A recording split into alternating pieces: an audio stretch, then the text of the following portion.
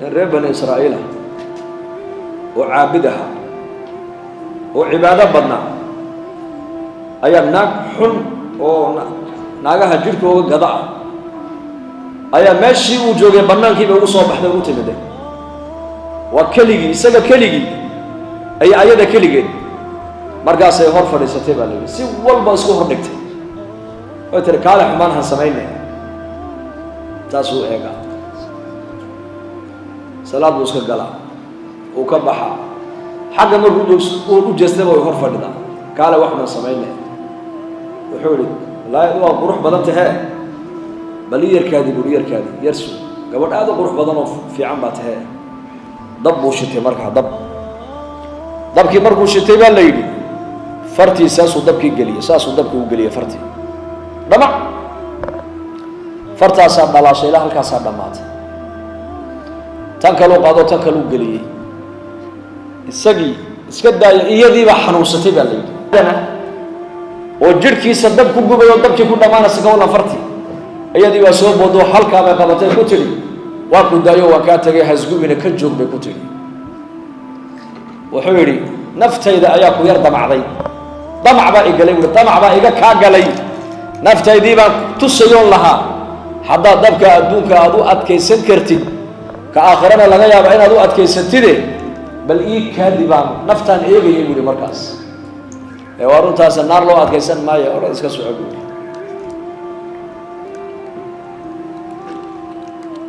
maasha allah dhahada qulu maasha allah dhahada tabaaraka allah ilaahay naarta inaga badbaadiyo mu'minku markuu ilaahay ku xidhan yahay adduunyadu ma saameynayso qofka iimaanka leh ogaada Jurayj ar-Raahib ayaa xaaskiisiiba hooyadiiba u timid isagoo salaad tukanaya salaad waa nin reer bani Israa'iil oo raahib ah markaasay salaad buu iskaga jiraa nin caabid oo raahib ah markaasay la hadashay Jurayj yaa Jurayj oo gartay hooyadii inay meesha timaday salaadii buu markaas ka wato dheeraystay way raagsatay way iska noqotay maalin labaad bay timiday salaadii buu wali ku jiraa way raagsatay way iska noqotay maalin saddexaad bay u timiday way raagsatay way iska noqotay gacmaha ku rutagto waxay tiri ilaahow inaad wiilkayga adiga oo naagaha xunxun tusa mooyaane ilaahow hadilin bay tiri habar waalidna hoosta ma dhaafay ogow waalidku ciyaar ma ilaahow inankayga adoo gabdhaha xunxun ka horkanoo ku fidneeyo mooyaane hadilin bay ku tiri reer banu Israa'iil baa maalin maalmaha kamida waxay isweydiiyeen war ninkii cibaadada badnaa ee Jurayj wali ilaahay buu noqdo dadkii baa ka dhex baxay laana ummadihii naga horeeyay markay damcaan ilaahay inay ku xidhmaan oo ilaahay ay cilaaqayn la yeeshaan markay damcaan baa la yidhi mujtamaca way ka dhex baxayeen oo buuraha ilaahay ku caabudayeen halka ummadda nabi maxamed calayhi salaatu wasalaam ninka doonaya ummadda nabi maxamed kamida inuu ilaahay u dhawaado uu doonaya waa inuu dadka bini aadamka uu dhex joogaayo diinta baraa uu ilaahay xaggiisa ugu yeedhaa waa dariiqada keliya muuminku ilaahay kaga xidhmi karo ummadihii naga horeeyay may iyagu way ka dhex baxayeen dadka ruhbaan bay noqonayeen cubbaad bay noqonayeen meel buura intuu iska degaan bay halka ilaahay ku caabudayeen dadna markaasuu weli ilaahay noqonaya qofku ama ummadda nabi maxamed calayhi salaatu wasalaam waa kii nabigeennu lahaa المؤمن الذي يخالط الناس ويصبر على أذاهم أفضل من المؤمن الذي لا يخالط الناس ولا يصبر على أذاهم مؤمن كدتك دح قلايا دتك دح سعودة أمده النستيحينيا دين تبرايا دعوة قارسينيا لم يعاملونايا دتك دباتك كسوق قادنا أتكيسني الصبرايا أيا كفن لبضنب نبي يري مؤمن كدتك أنا دح قلينن نبكوغنا عن الصبرين ومؤمنك عابدك مسكينك دح فدياله أنا وان عبادة استوات كذا ذاتك تارك الصلاة أنا وحبيبي مجلين فرقك ودحيا يا مؤمنك الداعية أما مؤمنك معلمك يا أمد الدين تبرايا يا مؤمنك الداعية أمد دح سعودة دباتنا ذاتك كسر قالنا والصبرايا كالأرض والسماء عركي يدلك وانت اسكت جيران أي الله وضع مؤمن اسكت جيران وقادا لذلك أمده نجاه الرئي qofku markuu doono ilaahay inuu u dhawaado ilaahay ku xirmo inuu doono dadka uu ka dhexbaxayo buur buu aqal ka dul dhisanayay aqal yaroo cariishuu ka dul dhisanayay deedna halkaabuu qofkaas ilaahay ku caabudayay reer banu israa'iil markaa ninkii bay isweydiiyeen yidhahdeen war ninkii ummaddii buu ka dhexbaxo ilaahay buu ku xidhmay naagaha xunxun ahayd uunbaa tidhi maaragtaani anu haddaan u dhaqaaqa ninkaasi waa fidnaynoo diinta iyo cibaadada halkaa uula baxay waa ka kala daadinba markaasaa lagu yidhi ninkaasi ninaad gaari karaysid maaha baa lagu yidhi hasuwaalin ninkaasi ilaahay buu ku xidhmo dan kaa gali maayo waad arki doontaan haye waad arkaysaa iyo waad arki doontaan halkii bay ugu timid ee buurtii dusheedii si walba way isku hordhigtay maba tamcaayaba xataa qalbigiisu uma jeesan baa la yidhi waayo qalbigiisa ayaa caafimaad qaba ninkanu ilaahay buu ku xidhmay khalaas ilaahay qalbiga haynoo daweeye ninkan kolkay ka quus beeshay ayay nin adhi la joogay cidlo ugu tagtay kii baa maaragtaani markaa ku dhacay ilmaha markaa caloosheedii galay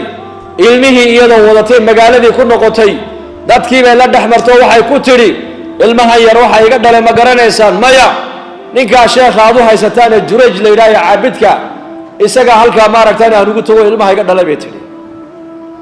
sheekhii bay dusha ka saartay miskiinka ahaa ilaahu hanin fidnayn aamin dhahada isagana maxaa ku socda har maxaa ku socda de habaarkii hooyo marka waalidku hadduu ku soo eego waa duulduuliyo ogow waalidka ixtiraam waalidka ka ducayso waalidkaaga u khidmee waalidkaaga ixsaan u samee waalidkaaga adu waxaad haysatay iyo adigaba waalidkaagaa kule ogow waalidkana waxaa laga doonayaa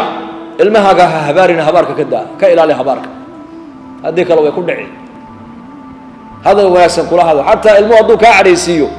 sida inaku carabta iyo soomaali waxaa ku kala duwannahay carabtu curfi cajiibay leeyihiin oo fiican haddii waalidku inankiisu ama ilmihiisu ka cadhaysiiyo ma habaartamaana waxay yidhahdaan allah yahdiik yaa waladii allah yarxamak inankaygiiyow allah ha kuu naxariisto allah ha ku soo hadeeyo allah ha ku xafdiyo khayr allah ha ku siiye bay is yidhahdaan soomaaligu maxay odhan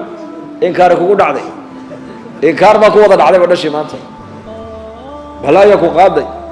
baabuur ku qaad webigu kula teg ula tegi webigu de xageed ka soo qali marka odaybaa beri noo geeyay nin xanuunsan inan u dhalay u xanuunsan oo xidhxidho silsilad ku xidhan silsilad iyo jamaacaddu ziyaarteen markaas u duceeyeen markuu soo baxay buu yidhi dhib kale ma jirtee dhibkan inankayga aniga ugu wacan oo ana habaaray buu yidhi culayskiisiina maanta anigu igu dhacay buu yidhi ilmahaaga haddaad tidhahda balaaya ku qaaday oo balaaya la tegto ama uu tarhiibo oo balaaya ku qaaday maxay ka dhigan tahay dee waa magafo gacanta u gal weeyaan yuu dhibi marka war ayuu dhibay dee aduu ku dhibi baabuurku jiidh baa tiri uu jiray baabuurkii afarta adin buu ka jabay adigu ku dhibi lidaalika waa inaan afkeenna waa inaan wax saxa ka soo saarnaa oo hadalka kaa soo baxaya u fiirso waxaad tidhaahdaa xataa ilmahaaga hadduu kaa cadhaysiiyo hooya allah kuu naxariisto aabbo allah ku soo hadeeyo ilaa maray samadu furan tahay baa jirto oo ilaahay ducada ku aqbalaye marka jurayjna isagana waxaa ku dhacay habaarkii hooyadii magaaladii bay naagtii la dhex martay ilmihii wicelkii iyadoo wadatoo leh jurayj baa iga dhalay jurayj baa iga dhalay jurayj baa iga dhalay balaayo raacday un baa la yidhi meesha aan moodayna inuu sheekh yahay ilaa waa shaydaan meesha fadhiya hadal u eg magaaladiioo guuraysaa u timida ninkii aqalkii baa lagala soo baxay aqalkan baa la yidhi waaba kaan macsiyadda ku samayside aqalkii baa laga jajabiyey isagii baa la garaacay hal mar keliya unbuu yidhi maxaa dhaco aniga la ii dilaya maxaan sameeyey bal ii sheega buu yidhi markaasaa lagu yidhi waxaa samaysay ma ogid ma ogi naagtanaa kuu timiday xumaan baad ku samaysay ilmahana way kuu dhashay ma ogid markaasuu yidhi may aniga maaha ilmahana weliba kuu dhashay iyadiina way hor joogtahay waxay ku leedahay waa ku sidee maanadi sawnagiis aragnay maa bay ku leedahay tanaaba indhihii ka qaadee dad boqolka moobeel igu wada shidaan indhaha tan un igu daayay bas insha allah dhahaba nabiga ku salliya jurayj hal mar keliya buu yidhi markaa ilmahii yaraa mee waa kan baa la yidhi ilmaha halkan ii soo dhigo idaayay buu ilaahay baan baryayaayo dacuuni usalli buu yardaaya tukade telefoonkiisu markaa diranaya isagu xaguu u diraya war xaguu u diranaya inaga maanta in yar dadkeena dhibaato haday u timaado muslimiinta xagay u ordaan bay kula tahay abaar baa dhici hay-adaha loo qaylo tagi hay-adaha dowladda loo qaylo tagi na soo gaadhay hay-adda cunnada adduunka haddayna noo soo gurman balaayaa nagu dhacday hay-adda cunnada adduunka hay-adda caafimaadka adduunka hay-adda nabad sugidda saddexda markaad ilaahay aad ka qaadeen makhluuq u nisbaysay ayadaaba dembiyaba taas hay-adda cunnada adduunka ma jirtee rasaaq ka caalamka quudiye arsaaqa waa ilaahay hay-adda caafimaadku ma jirtee ka caafimaadka bixiya waa ilaahay hay-adda nabadgelyadu ma jirtee ka amniga haya waa ilaahay meeshii ilaahay amni uu ka dhigo cid colaad ka dhigi kari mayso meeshii ilaahay uu caafimaad u qadarana cid xanuun u keeni kari mayso meeshii ilaahay barwaaqo uu ka ridana cid faqri ku ridi kari mayso meeshii ilaahay abaar uu ku ridana cid barwaaqo u keeni kari mayso jurayj ilaahay buu cilaaqo la leeyahay maanta isaga dhib baa la soo daristay laakiin intuu caafimaadka hayay buu rabbigii si fiican u caabudayey tacaraf ila allahi fi rakhaa yacrifuka fi shidda buu nebigu uhi calayhi salaatu wasalaam markaad barwaaqada ku jirto ilaahay garo maalintay dhibaata adigana kula soo daristo ayuu ilaahay adigana ku garan doonaya buu rasuulku yidhi marka barwaaqada aad ku jirto waa maxay caafimaadka markaad hayso ilaahay caabud dhalinyarada markaad tahay ilaahay caabud amniga markaad hayso ilaahay si fiican u caabud arsaaqada markaad haysato arsaaqada ilaahay ku siiyo si fiican ilaahay ugu caabud maalintii adigana dhibaata kula soo daristo ka kuu soo gurmanaya ducada kaa aqbalaya waa kuma allahu rabb alcaalamiin weeyaan jala wacala aman yujiibu almudara ida dacaah wayakshifu الsuu wayajcalukum khulafaaء alard ailahum maca allah qaliila ma tadakaruun aman yujiibu lmudara qofka dhibaataysan ka ducada ka aqbalaya ee ducadiisa ajiibaya ee dhibaatada ka faydaya kaasi waa allah rabb alcaalamiin weeyaane ma ilaah kalaa maciisa may waa keligii ilaahay caza wajalla waana keli qaliila ma tadakaruun baa ilaahay yidhi in yar maad waan toobin baa ilaahayna leeyahay xaggeed u jeesanaysaan jurayj araahib markaa wuxuu bilaabay inuu ilaahay tabaaraka wa tacala xaggiisa u jeesto dadkii oo dhanna saasay u hareero joogaan ay eegayaan naagtiina ilmaha halkan ay la taagan tahay ilmihiina halkanaa loo dhigay isagiina salaad buu ku jiraa ilaahay buu baryayaa salaadii markuu ka baxay uu ducadiisii ilaahay caza wajalla uu baryey ayuu ilmihii yaraa caloosha ayuu ka muday markaa buu yaa ghulaam ilmahan yare ee meesha joogow man abuuk ayaa ku dhalay oo aabbahaa waa kuma buu ku yidhi waa ilmo imika dhashay muxuu yidhi aabbahay aabbaha waa kuma sheeg waa ninka hebel la yidhaayo halkaa xoolaha ku raaca kaasa anigay dhalay buu yidhi waa saddexda nebigu uu sheegay sal alla alay wasalam ee iyakoo yaryaroo naaska nuugaya yaraanta ku hadashay buu ka mid yahay yarkaa yar maxaana ka hadliyey tacalluqa ninkaasi ilaahay uu la lahaaba ayaa ka hadliyey tacalluq habaarkii hooyadiina wuu ku dhacay oo uu fidnoobay laakiin fitantii wuxuu kaga badbaaday baa la yidhi uu noqdo ilaahay xaggiisa uu noqdo uu toobad keenay yaa allah dhibtan anaa geystee i badbaadi buu yidhi maanta waan ku badbaadinay baa lagu yidhi ilmaha yar caloosha taabo ka hadli isagaa runta sheegaye markaasaa ilmi yaraa buu ilaahay ka dhawaajiyo yidhi aabbahay oo anaga hebel la yidhaahdee meel heblaayo adhiga ku jire